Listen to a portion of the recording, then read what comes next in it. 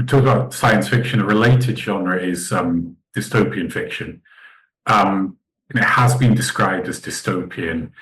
You made the distinction between hard and soft sci-fi. Hard sci-fi being really concerned with technology, soft being more with the sort of social impact of it.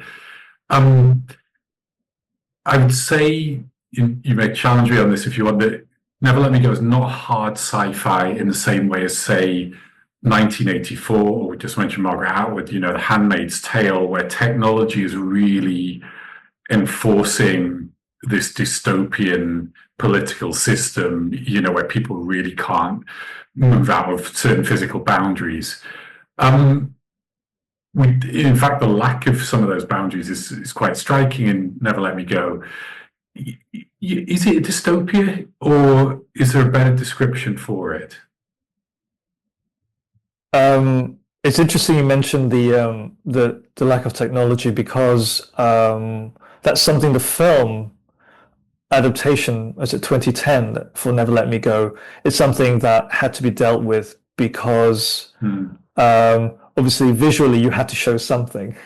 And they had all those metal bracelets that they have to beep against a door. So they're trying to use, I guess, kind of current technology or ideas about it to try to lock something in with regards to concretizing some of these ideas that Ishiguro, very cleverly just alluded to, but didn't really give much detail. Whereas the film had to somehow come up with solutions to that in a practical way.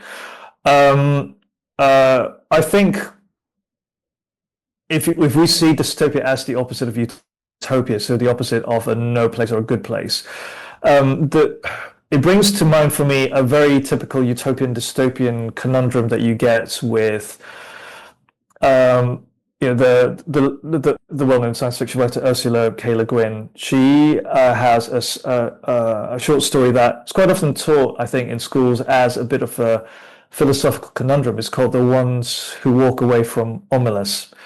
And it's about, obviously it's a speculative world.